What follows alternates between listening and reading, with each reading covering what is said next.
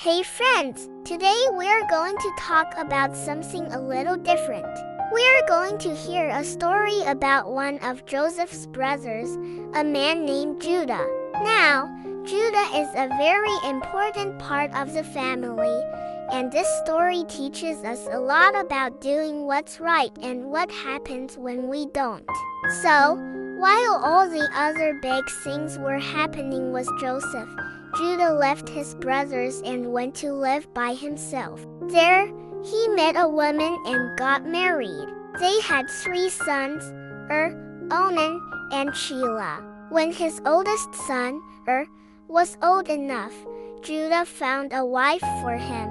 Her name was Tamar. But the Bible tells us something very sad. Judah's firstborn was wicked in the sight of the Lord, and the Lord put him to death. This means did things that God didn't like, and he died. Now, in those days, if a man died without a child, his brother was supposed to marry the widow to make sure she was taken care of and that the family name continued. So Judah told his second son, Onan, to marry Tamar, but Onan was selfish. He didn't want to have a child that would be considered his brother's, so he did something wrong. Because of this, what he did was wicked in the sight of the Lord, and he put him to death also. Now Judah was very worried. He had lost 2 sons. He still had his youngest son, Shelah, but he was afraid he would die too if he married Tamar.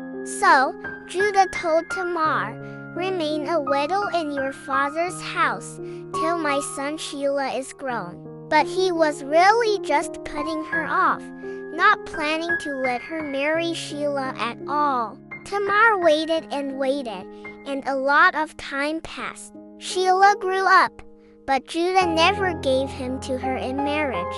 Tamar knew that Judah was being unfair and not keeping his promise. One day, Judah's wife died. After the time of mourning was over, Judah went to a city called Timnah to check on his sheep.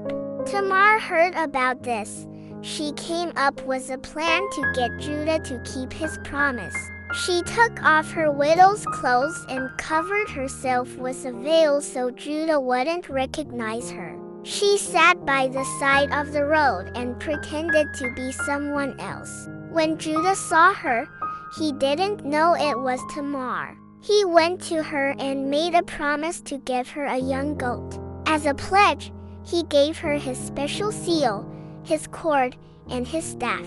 These were things that showed who he was. Later, Judah sent his friend with the goat to get his things back, but they couldn't find the woman. 3 months later, someone told Judah that his daughter-in-law, Tamar, was going to have a baby. Judah was very angry and said she should be put to death.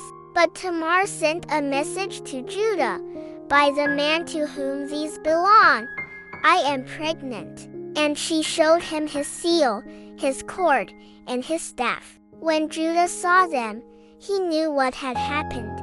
He had been wrong. He said, "She is more righteous than I, since I did not give her to my son Shelah." Judah admitted that he was the one who had done wrong by not keeping his promise to Tamar. This story shows us that even when we make a mistake, or are selfish like Onan, or fail to keep a promise like Judah, God is still at work. Judah learned a very important lesson about being honest and fair. And from this family line, from Judah and Tamar, a very special line of people would come, which would one day lead to our Savior, Jesus Christ. That's our story for today, friends. Make sure to subscribe to the channel so you can continue with us on our journey through the Bible. God bless.